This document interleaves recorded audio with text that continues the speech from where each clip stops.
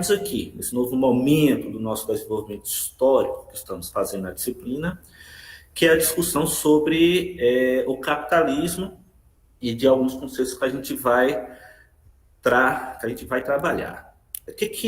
Qual que é a nossa pergunta geradora, né, que vai orientar um pouco do que a gente vai fazer aqui, né? A ideia é que vocês acompanhem o nosso diálogo, a nossa conversa, com essa questão na cabeça para a gente tentar reunir elementos de respondê-la ao final. Como que se deu o processo de formação desse regime de produção? Em que momento, sob que circunstâncias? Para responder essa questão, o que a gente vai fazer? Né? Aqui com os nossos objetivos. A gente vai formular hipóteses sobre a formação do regime de produção capitalista. Estou ligeiramente aqui chamando de capitalismo industrial como uma estratégia de, junto com vocês, a gente começar a fazer demarcações, periodizações, que é uma tarefa essencial da história econômica. E aí tem algo que eu sempre falo para vocês ao longo da disciplina. Sempre que a gente coloca um objetivo, não é o que eu, professor, vou fazer. É o papel de mediador. O de vocês, né, e é de ajudar vocês, que são sujeitos do conhecimento, a alcançar determinados objetivos. Então, na prática, é assim. Ao final da aula, vocês deverão ser capazes de formular hipóteses sobre a formação do capitalismo industrial, ou do regime de produção capitalista, mais especificamente dentro do que a gente está discutindo. Tá? E a nossa verificação de aprendizagem depende disso. De o quanto a gente conseguiu alcançar esse objetivo. Então, essa atividade que a gente passou para vocês, se vocês já estão disponíveis, é muito em função disso, né? Da nossa verificação de aprendizagem. Já explico atividades para vocês, vamos só começar um pouquinho sobre os nossos degraus. Né? Como é que a gente vai chegar a esse objetivo, que é uma atitude de avaliação? Tem um acúmulo que passa primeiro pelo elemento de recordação, de rememorar o que a gente já fez na disciplina, muito brevemente, buscando identificar as categorias relevantes de análise desse elemento de formação do regime de produção capitalista. Depois, nós vamos demonstrar compreensão, buscando comparar diferentes interpretações sobre o surgimento e generalização do regime capitalista e da sua lógica de funcionamento. Como é que se desdobra as relações econômicas? Como é que ela vai se tornando dominante, se universalizando? E aí, já num procedimento mais analítico, delinear o movimento geral do sistema capitalista, mais especificamente na virada do século XVIII para o século XIX até aproximadamente 1870, que é quando a gente tem a grande crise econômica, um salto naquilo que a gente chama de periodização, uma mudança qualitativa muito brusca, da qual a gente só vai estudar nas aulas posteriores. Né? Sendo esses os objetivos, o que vocês vão fazer? Lembra que a gente sempre trabalha com metodologia ativa, né? Que pressupõe uma participação ativa e autônoma de vocês. Então, nós vamos fazer uma exposição, claro, uma exposição dialogada, onde vocês estão sempre convidados, né? A discutirem, a questionarem, a contribuírem, propondo outras observações, mas além dessa participação, né, vocês devem realizar anotações sobre o conteúdo da nossa aula. Né? Essas anotações vão ser base para as tarefas seguintes. Depois da nossa aula, para ser entregue daqui a uma semana, vocês vão buscar no Google Acadêmico, tem que ser no Google Acadêmico, um artigo científico. Podem ser 2, eu sempre aconselho, com 2 é sempre melhor para escrever, né? Com mais é sempre melhor para facilitar a nossa escrita. 1 ou 2 artigos científicos que contenham em suas palavras-chave os conceitos e as categorias trabalhadas na aula. Né? A gente vai levar em consideração a diversidade dos textos escolhidos, né? Não podem ser todos iguais, no sentido que vocês devem aprofundar e diferenciar uns dos outros. E o grau de afinidade com o tema que a gente está trabalhando. Vamos estimular um pouco de pesquisa com vocês, tá? Em história econômica. E aí vocês deverão relacionar o conteúdo ou dos 2 artigos com as interpretações expostas na aula e com os textos da disciplina indicados na bibliografia do curso. Mais especificamente o texto que a gente está discutindo aqui, os textos que estamos discutindo aqui. Uma vez relacionados, vocês vão elaborar uma resenha crítica desse artigo, relacionando os conteúdos conforme indicado, conforme eu falei, né? Agora, e aí sim, delinear os argumentos sobre a formação do regime de produção capitalista, sobre a sua lógica de funcionamento e quais são os seus componentes principais que determinam essa lógica. Ao fim da resenha, né, de até 2 aulas, vocês vão formular uma pergunta sobre o material analisado e propor uma resposta. Né? Essa resposta vai ser a sua hipótese, né, interpretativa da formação do regime de produção capitalista. A forma vai ficar a capacidade de vocês avaliar. Vejam que essa atividade incorpora cada um desses objetivos que a gente traçou aqui, os específicos, que são os passos intermediários para a gente chegar no elemento geral. E como vocês têm até uma semana para fazer, a gente tem tempo de ir conversando, se surgirem dúvidas de vocês depois da nossa aula. Alguma dúvida quanto a isso? Não? Tiver alguma questão sobre a atividade, vocês podem me perguntar agora, ou a gente vai conversando depois. Né? Se não tiverem nenhuma pergunta, então pergunto eu. Né? Para a gente começar, acho que a gente tem algumas questões aqui de retomada de algo que nós já vimos conversando na disciplina. O que é capitalismo? Esse modo de produção específico. Por que estamos falando, no nosso tema de hoje, de regime de produção capitalista? No fundo, tem diferença para capitalismo, regime de produção? Vamos lembrar que Por exemplo, o termo capitalismo não é usado por Marx, embora a gente costuma atribuir a ele. Só vai surgir em finais do século XIX, mesmo do século XX, vai ser muito utilizado por Max Weber. Mas Marx se referia muito a regime de produção capitalista. Embora seja, no fim das contas, a gente vai usar quase sempre isso como sinônimos, mas tem especificidades, é um pouco do que a gente vai conversar aqui agora, que a gente já está conversando aqui agora. E a outra questão é quais seriam os procedimentos ideais ou mais ajustados que a gente deve adotar para avaliar esse processo de formação desse regime. Um pouco da nossa tarefa na história econômica. Então, para começar, e algo que a gente já conversou, vamos lembrar que o capitalismo é um fenômeno histórico. Né? Ele tem sua origem no tempo e no espaço, e determinações que deram, né, que levaram a esse processo de formação. Daí que a gente tem uma tarefa, essa tarefa que eu já falei para vocês, que é de periodizar, identificar esse momento de surgimento, seus movimentos de expansão, e eventualmente de crise, que é o outro caráter desse sistema. Ele tende à universalização e à generalização, com continuidades e descontinuidades. Ou, se vocês quiserem, com permanências e rupturas, tanto em relação ao regime de produção anterior, mas como dentro do próprio regime capitalista, à medida que ele vai se desenvolvendo. Essas continuidades e descontinuidades nos ajudam, inclusive, a periodizar as fases do capitalismo, as suas principais mudanças estruturais. Daí, a gente situar o ano de 1870 como um momento chave até onde a gente vai na nossa aula, de hoje. O Fernand Braudel, ele trata o capitalismo como um processo civilizatório, no sentido de que vai expandindo um modo de vida, de relações culturais, de relações políticas, de relações de produção, né, a ponto de se constituir um sistema mundial, porque ele entende a universalização tendo começado nas cidades, em especial as cidades do Mediterrâneo, que nós já estudamos quando estávamos discutindo a solução do feudalismo e a expansão comercial, né? Cidades vocacionadas para o comércio, onde se desenvolveu, né? um sistema bancário, onde a moeda vai se expandir e onde os germes do Estado começam a aparecer. Né? O próprio Maquiavel, quando vai falar sobre o Estado, ele ainda estava olhando para essa realidade. Braudel põe, inclusive, o termo de economia mundo para falar dessa construção do sistema mundial. Né? No fundo, o capitalismo embora com origem no tempo e no espaço, né? A gente vai sempre discutir a Constituição. Né? As trajetórias nacionais têm essa dimensão que a gente pode chamar do geral e do particular, mas tendendo a um sistema mundial. Já Marx chama o capitalismo de modo de produção. Assim como foi o modo de produção feudal e os anteriores, né? Esse, especificamente, tem nas mercadorias a forma mais geral de riqueza e abstrata a forma mais elementar do valor. Né? E que reúne no mercado e nessa forma as relações sociais de produção, que a gente já discutiu, naturalmente, que a gente vai resgatar aqui, né?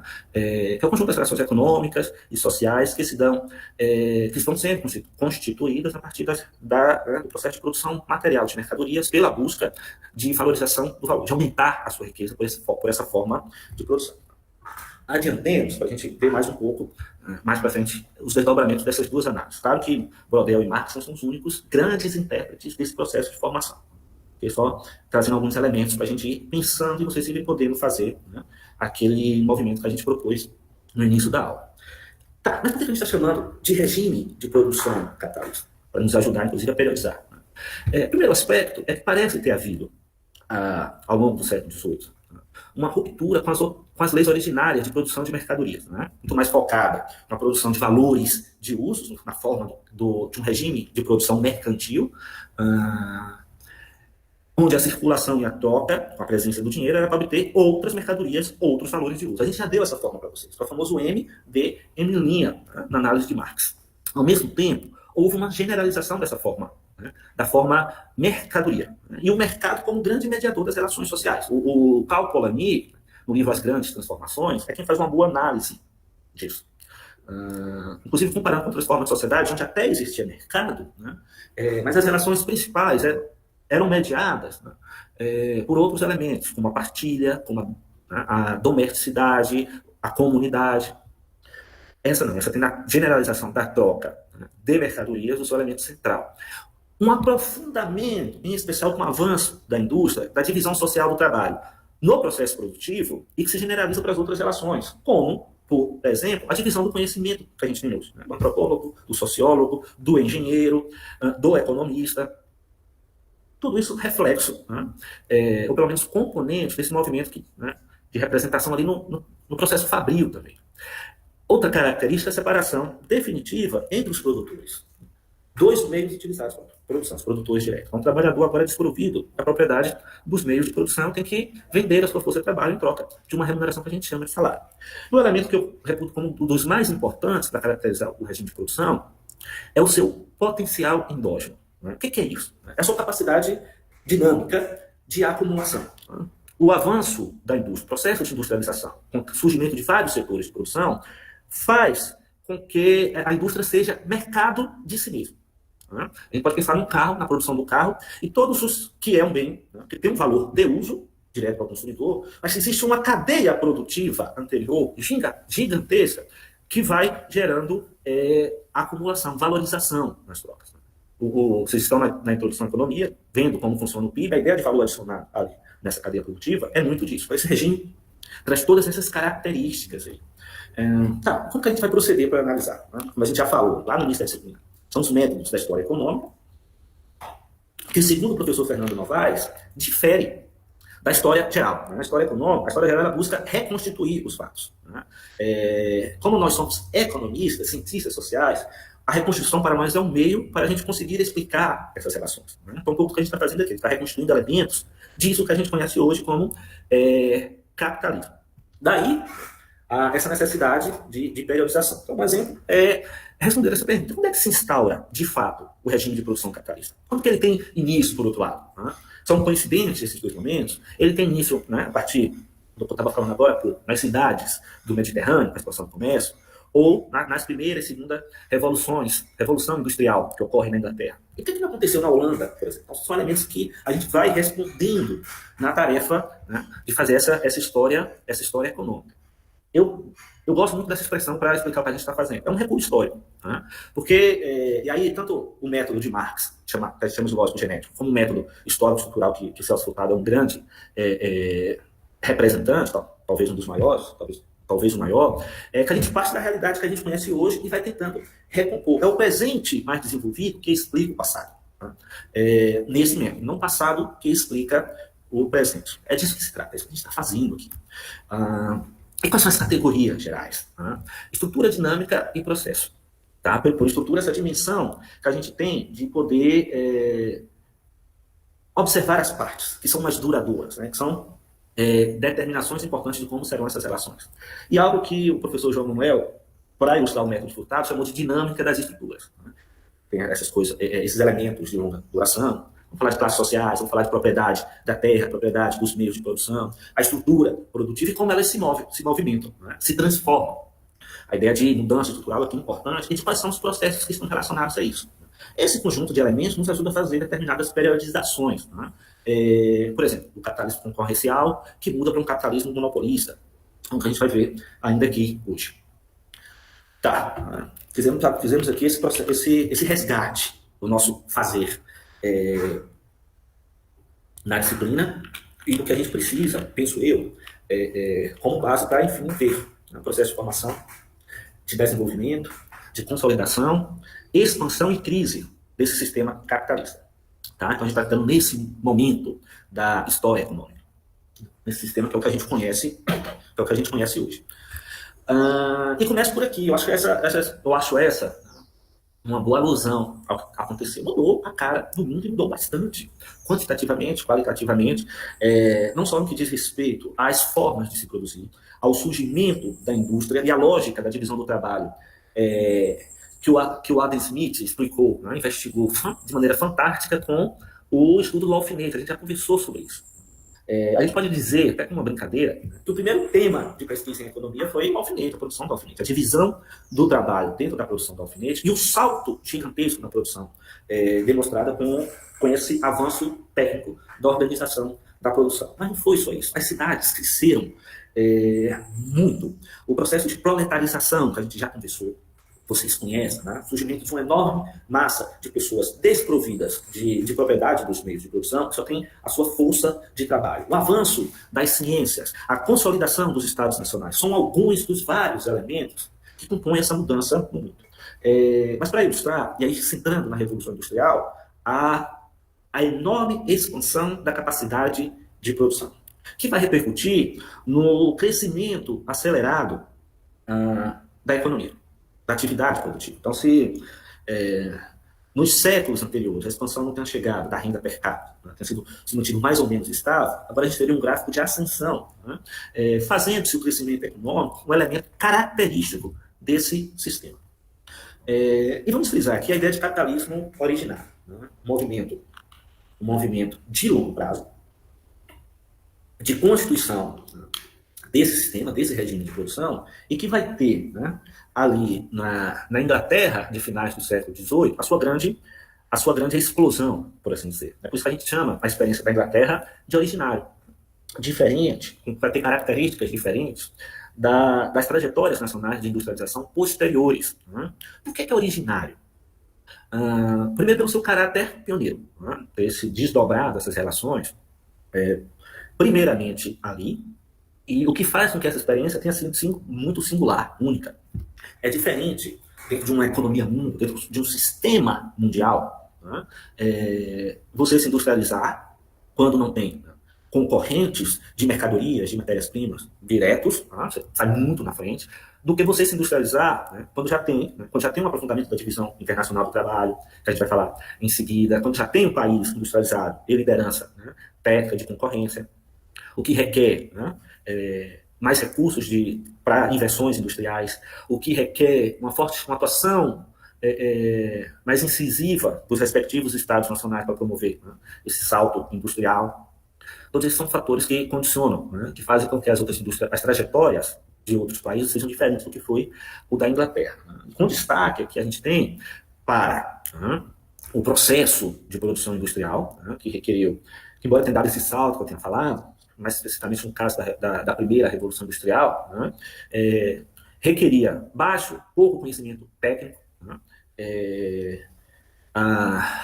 os ingleses não tinham muita formação, instrução, a maior parte de analfabetas, exceção de alguns homens de negócio, no entanto, foi possível fazer a revolução, baixo capital, baixa capacidade de acumulação, uma estrutura de capitalismo concorrencial, ou seja, as empresas, as indústrias não eram muito maiores umas que as outras, né, e um padrão de concorrência nesse sentido também. Além, né, da formação dos proletários, eu acabei de explicar o que eram esses proletários, concentrados agora nas cidades, o crescimento de Manchester, que é uma cidade símbolo desse momento, né, é algo de 30 anos, saltar de 10 para 300 mil habitantes, mas uma coisa interessante, para a gente problematizar um pouco o que foi isso. Né? A expectativa de vida do inglês operário, em 20 anos, caiu pela metade. Né?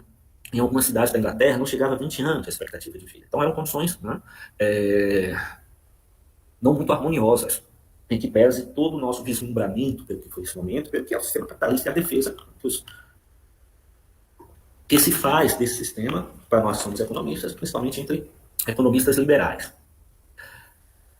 Trata-se, portanto, e aqui eu ajuda a gente a entender, inclusive, essa coisa da generalização da mercadoria, de um longo processo de transformações dos valores de uso em valores de troca. E aí isso não tem começo na primeira Revolução Industrial. Você vai ter todo esse processo, né, que tem seus germes ainda na dissolução do feudalismo, que a gente já estudou. Mas o que é? Né? Hoje a gente já vinha discutindo, né, para atender essas necessidades, é que agora o que importa é o valor contido como representação da riqueza. Então, você produz mercadoria, né, com foco no lucro, com foco em aumentar a riqueza proveniente desse processo de produção. Isso implicou, né, e para se chegar nisso, não só implicou, mas para se chegar nisso, nessa separação entre produtores e meios de produção que eu já falei, mas também da separação do homem com os meios de subsistência. Né? Agora, tudo é mediado pelo mercado, ou quase tudo. Né? O Polanyi também é bom para especificar isso. Né? A gente tem ainda, embora seja dominante nesse sistema, né, a mediação das relações sociais humanas pelo mercado, a gente ainda tem um papel da redistribuição feita pelo Estado, e ainda experiências que ele vai chamar de domesticidade, de reciprocidade, né, algo de uma economia doméstica, né, que no Brasil popularizou com consciência para a ideia de economia solidária. Né, mas isso é marginal, se é que eu posso usar esse termo aqui. Isso não é o grosso representativo. Se a gente olhar aqui agora para essa sala de aula, né, vamos procurar quantas relações não são mediadas pelo mercado. Acho que talvez unicamente o fato de que essa é uma universidade pública. Né? Então a gente não tem um preço para esse serviço de dar aula. Mas as paredes, esse computador, tudo isso chegou e foi mediado por trocas, naquele sistema de potencial endógeno que eu falava antes, muito parecido, com muitas mediações, com muitos trajetos até chegar aqui. Isso é importante. Isso é importante ter dimensão para centralizar, né, a lógica desse sistema. E também para problematizá-lo, para fazer a crítica no sentido de decompor, de entender, né, de tornar inteligível aquilo que só aparece na aparência. Então, por exemplo, entender, né, todas as relações que estão por trás de uma mercadoria que chega pronta à nossa mão, é um trabalho de fazer a crítica, a análise crítica que está dentro da tradição, né, filosófica. Então, por que eu estou dizendo isso? Para a gente não entender crítica apenas como, né, como algo negativo ao que estamos analisando. É um processo, na verdade, cognitivo. Tá.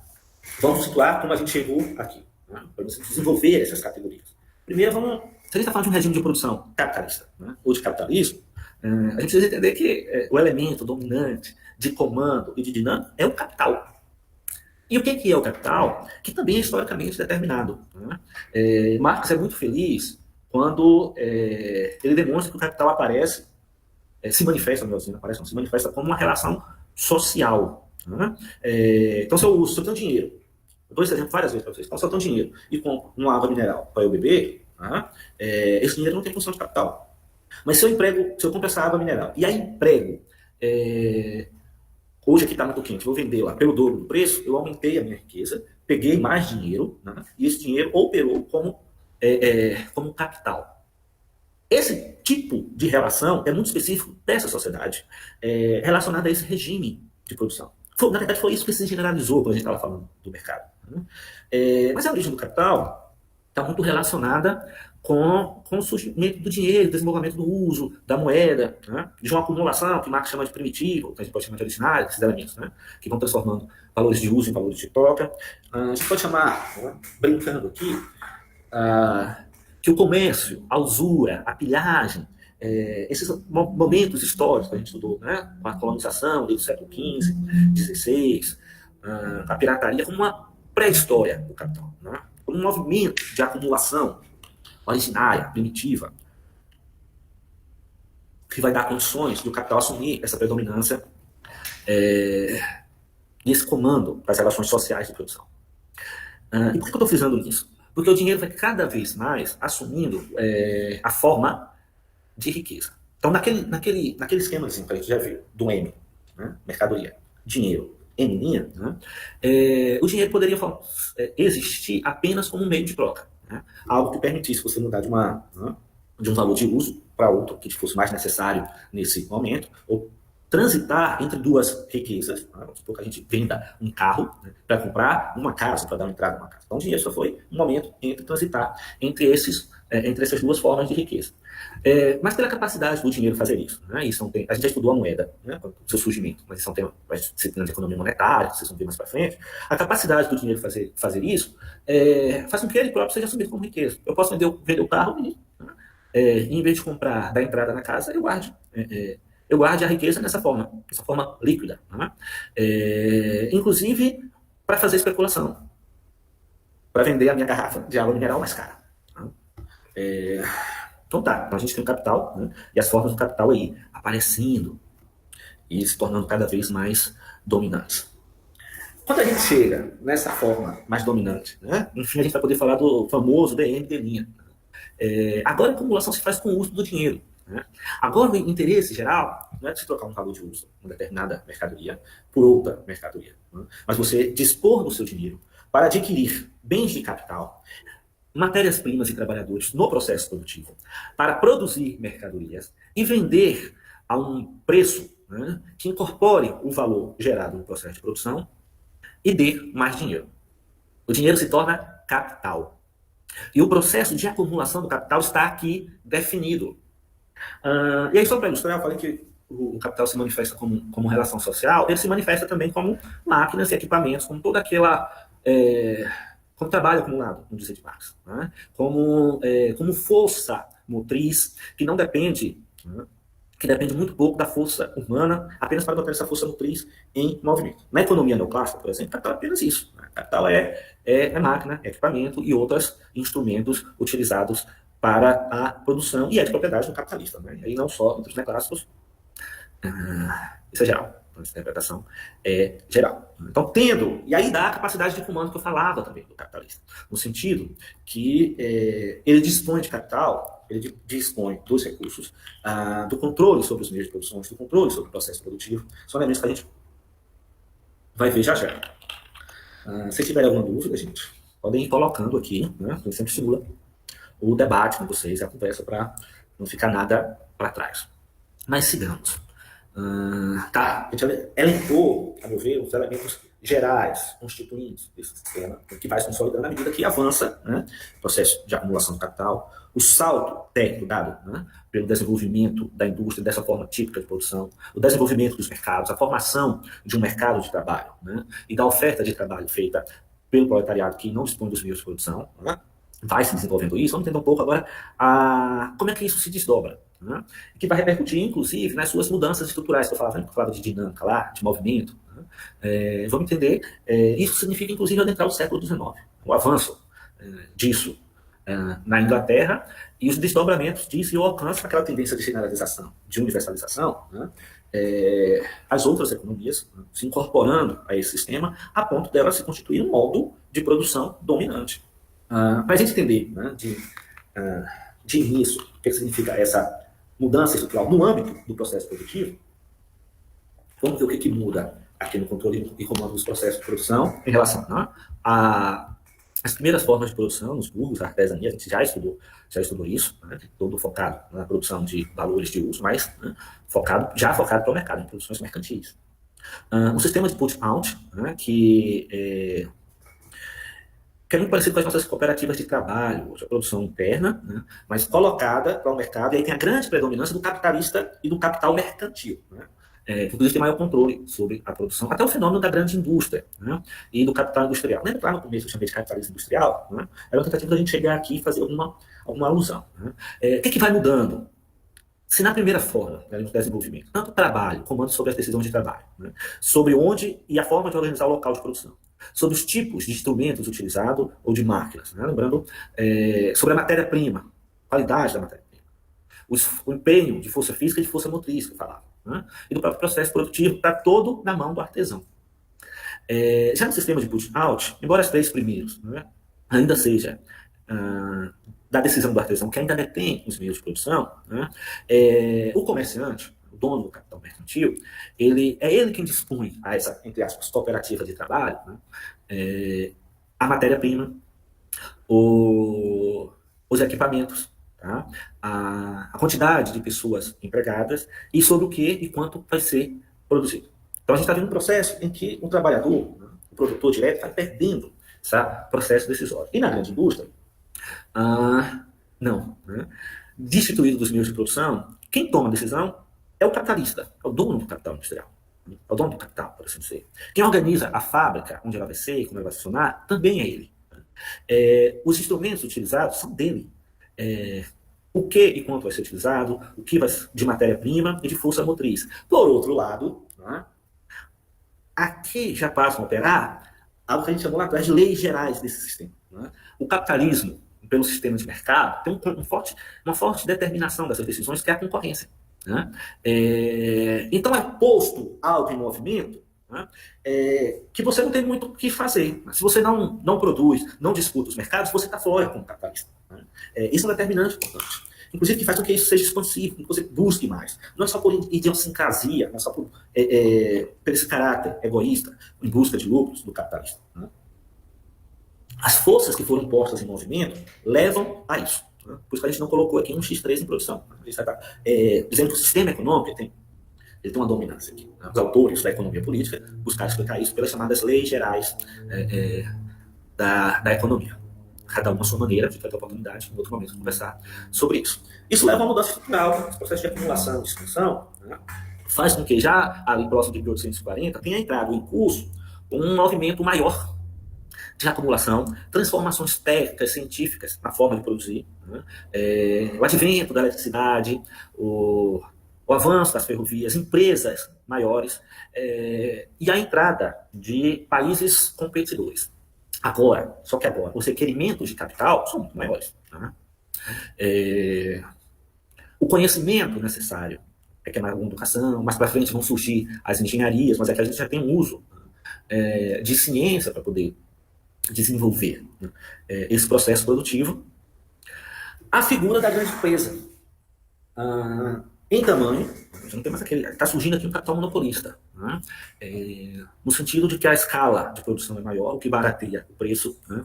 O que eleva o padrão de concorrência, né? Mas não somos mais, como empresários, apenas tomadores de preços do modelo neoclássico que ajusta a quantidade. Agora, a competição é muito mais, eu sempre gosto de chamar a competição no capitalismo de briga de foice no escuro, né?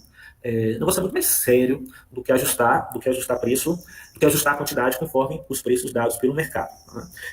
E isso vem do fato de que agora a gente tem a figura dessa grande empresa, influência dos grandes capitalistas industriais, das fusões de capitais, e de algum grau de monopólio.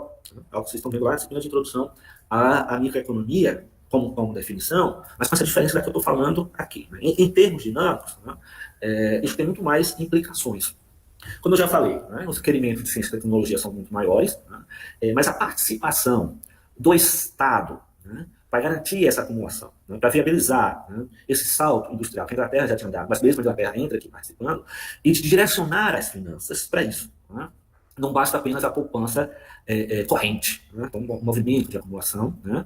De movimentar o sistema bancário e financeiro. O Hilferd e mesmo o Robson são dois autores que explicam essa fusão do capital industrial com o capital bancário que vai dar o capital financeiro. E como a gente tem o sistema mundo, a gente tem o padrão ouro. Esse padrão, a gente vai ter a oportunidade de ver, né, com mais calma, que é um sistema de pagamentos internacionais. A definição, né, de regras muito específicas para essas transações, nesse sistema mundial, nesse comércio internacional, dado por esse padrão, né, liderado pela Inglaterra, em que os países precisavam manter câmbio fixo, respeitar, né, orientar aquilo que no futuro passou a se chamar de política monetária para garantir essa estabilidade. Isso vem bastante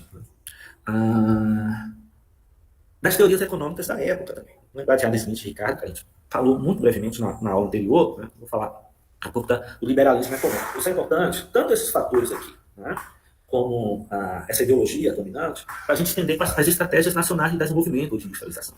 A gente tem agora duas ondas de industrializações atrasadas. Né?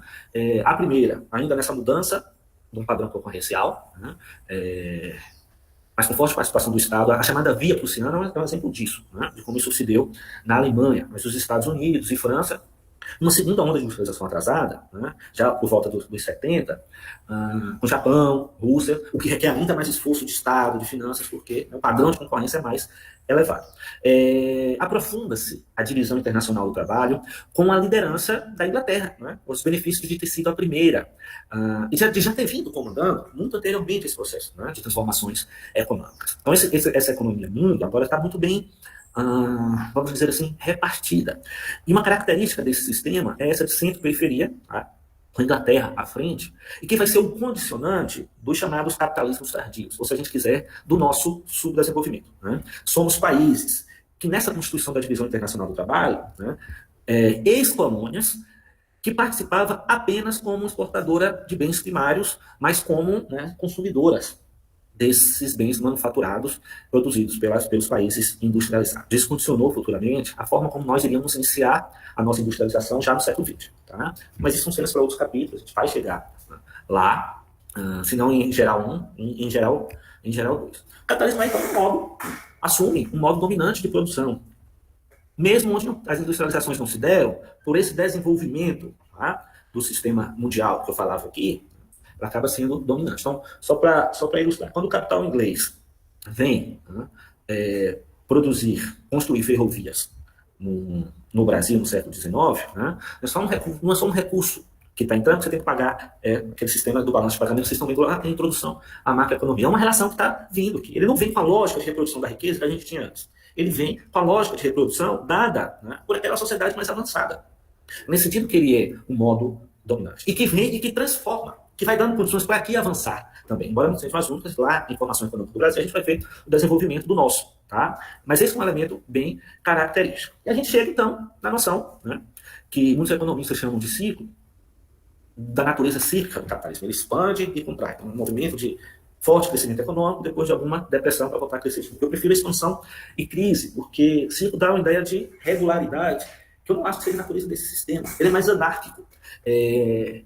Pela orientação para o lucro, pela descentralização das decisões no mercado, né, ainda que ao longo do século XX tenha se desenvolvido mais, né, a noção de que o Estado pode planejar e intervir, mas ele tem essa característica. Né? Como é que se dá o processo de mudança estrutural que causa expansão? Né? O movimento de acumulação de capital, do ponto de vista da economia real, vem pelo que Marx chamou de composição orgânica do capital. Para aumentar a riqueza, você precisa investir, adquirir mais bens de capital. E o processo produtivo vai ter uma composição com coeficientes maiores de capital empregado do que de uso de força de trabalho. Né? Isso gera um movimento, por um lado, de concentração geográfica e econômica, empresas cada vez maiores, né? Situadas nos grandes centros, e centralização do capital, que é o poder indo para a mão de poucos, o poder de decisão, de comando, que eu falava lá atrás. Só que, ao passo disso, essa mudança na composição orgânica, a gente perde, né, a renda de um certo mercado consumidor. Acho que bom para explicar isso aqui é o Kalec, esse economista polonês, quando explica, baseado em Marx, a divisão departamental, né, do sistema econômico, chamado D1 e D2, o sistema produtor de bens de produção e o sistema produtor de bens de consumo. Né. O resultado é uma enorme acumulação do capital, um ciclo de valorização econômica e financeira. A gente olha para a crise de 29, né, onde é que deu o estouro da crise? Nos mercados financeiros, na bolsa. E mesmo, que a gente pretende parar, em 1870, a chamada Grande Depressão, é um resultado desse movimento aqui, de expansão anterior dessa primeira fase de desenvolvimento do capitalismo. Né? Uma ruptura, uma quebra generalizada, uma maior centralização do capital, as grandes empresas se tornando ainda maiores, né, sem deixar de existir a pequena empresa. Ela é funcional a esse sistema econômico. Daí que a gente tem, para finalizar, para a gente ter uma noção, né, dessa coisa de mudança estrutural do sistema capitalista, duas fases muito bem marcadas pela historiografia. Tá? Tanto a historiografia econômica como a geral, e dentro daquilo que a gente propôs a fazer de privatização também. Uma primeira fase, que é a do capitalismo concorrencial, que vai pelo menos aí até 1870, quando com a crise, uma mudança, ela provoca uma mudança qualitativa muito brusca, de algo que a gente pode chamar agora, que a gente pode chamar de capitalismo monopolista. A grande indústria, né, os trusts, a formação de cartéis, e aqui um destaque para as industrializações dos Estados Unidos e da Alemanha, né, que fazem frente à liderança inglesa, e uma provocação, né, para as transformações do capitalismo ao longo do século XX, mais particularmente com a globalização econômica, né, produtiva, financeira e comercial dos 70. Como é que a gente poderia chamar esse capitalismo? Vai ser só uma brincadeira para a gente fechar a aula. Né? Paramos por aqui. As atividades vocês já conhecem. Se tiver alguma dúvida,